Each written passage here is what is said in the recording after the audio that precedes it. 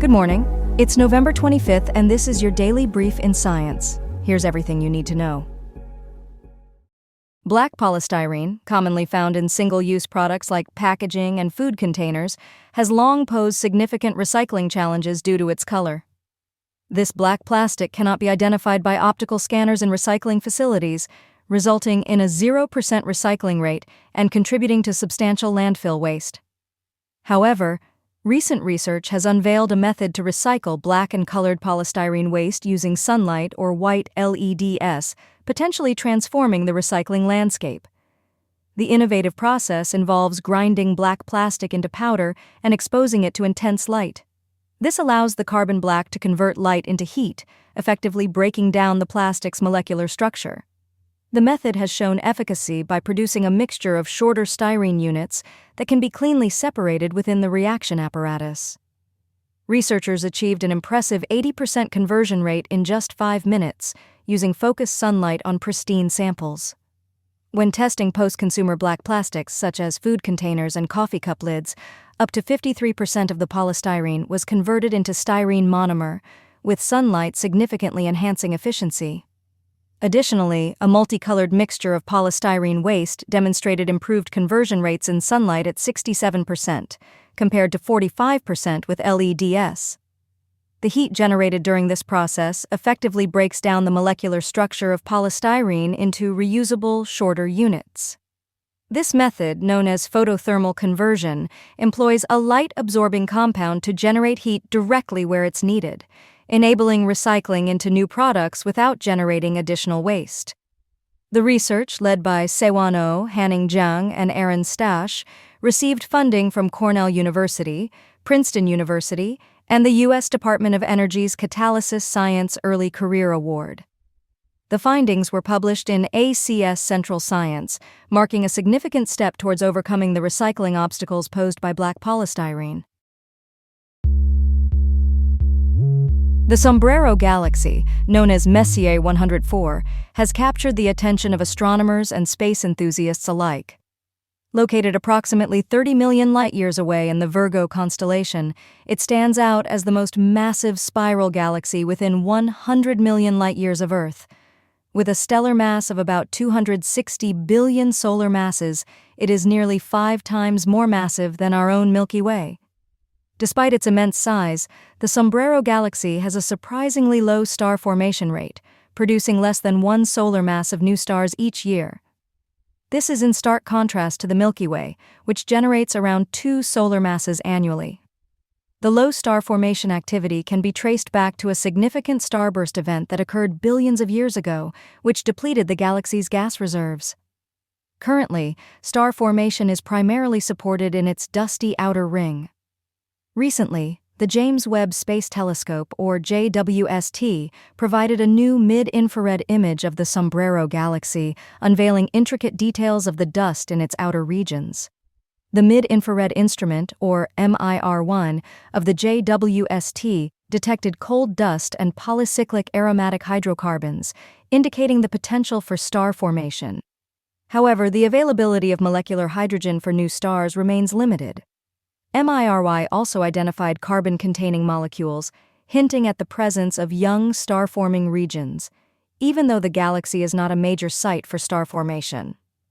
At the center of the Sombrero Galaxy lies a supermassive black hole with a mass of 9 billion solar masses, classified as a low-luminosity active galactic nucleus, which is relatively inactive compared to other galaxies.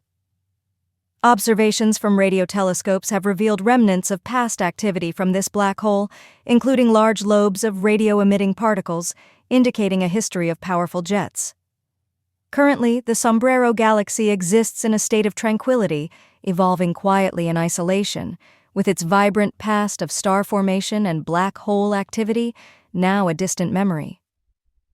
As NASA prepares for the 4th year of Webb's science operations starting in mid-2025, the JWST continues to be in high demand, with an oversubscription rate for observation time of about 9-to-1, highlighting its crucial role in advancing our understanding of the universe.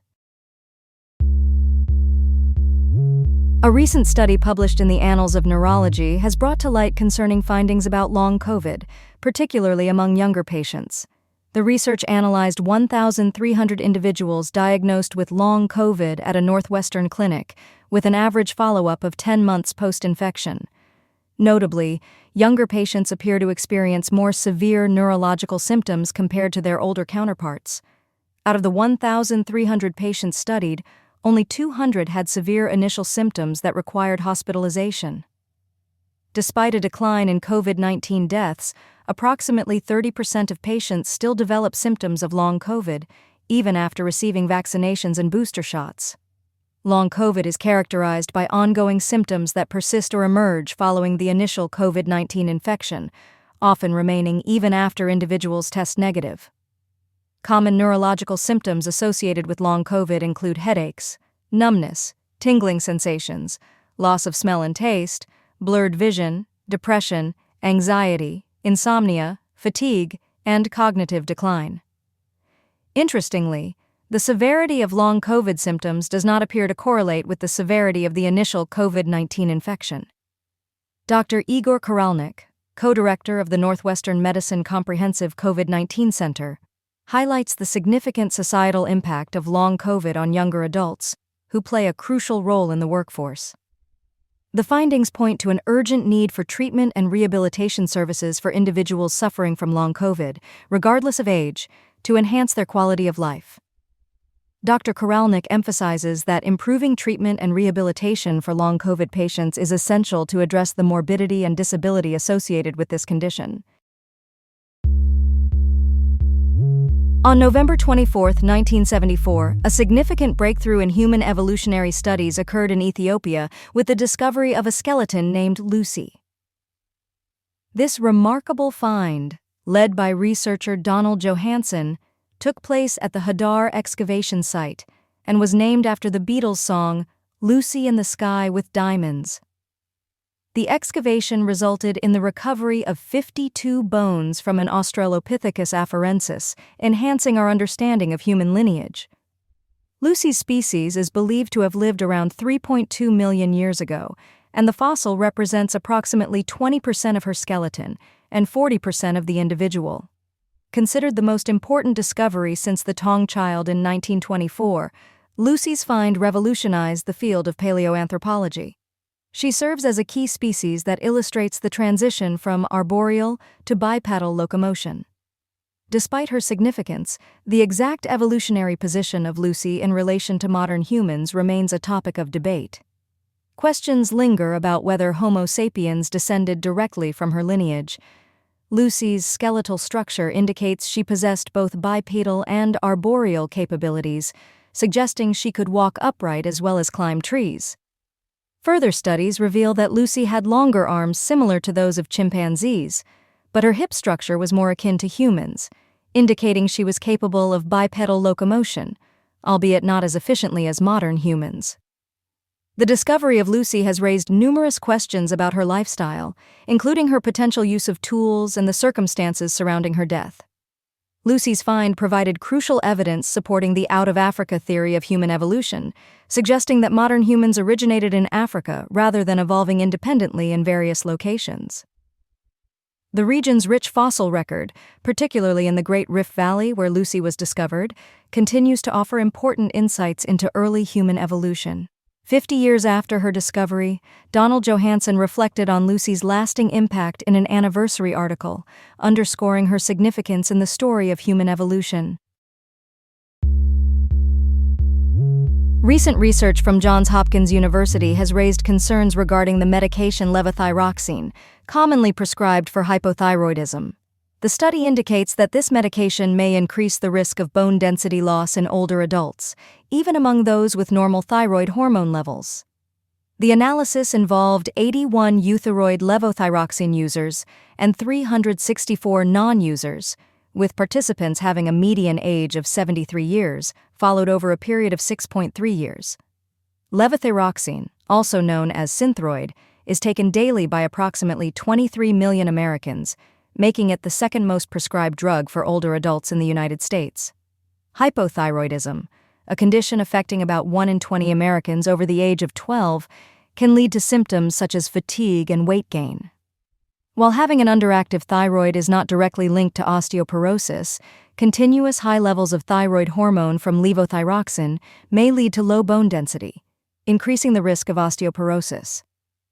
Osteoporosis is a serious condition affecting around 10 million people aged 50 and older, heightening the risk of debilitating fractures, particularly hip fractures. Excess thyroid hormone can disrupt the balance of bone tissue formation and loss, potentially leading to osteoporosis, although further research is needed to establish a definitive link. A separate study from Yale School of Medicine in 2023 found that up to 90% of levothyroxine prescriptions might be unnecessary, underscoring the need for more careful prescribing practices. Thyroid disorders are notably more prevalent in women, who are 5 to 8 times more likely to experience these issues compared to men. The findings from the Johns Hopkins study will be presented at the upcoming Radiological Society of North America's annual meeting in Chicago. In the UK, about 1 in 5 individuals are affected by an underactive thyroid, which arises from issues with the thyroid gland located in the neck. Osteoporosis is often referred to as a silent disease due to its lack of symptoms until fractures occur, which can result from minor incidents such as coughing or sneezing. This has been your daily brief in science. To read more about these stories, follow the links in the episode bio. You can also subscribe to these updates via email at www.brief.news. For more daily podcasts about the topics you love, visit brief.news/podcasts. Tune in tomorrow. We'll be back with everything you need to know.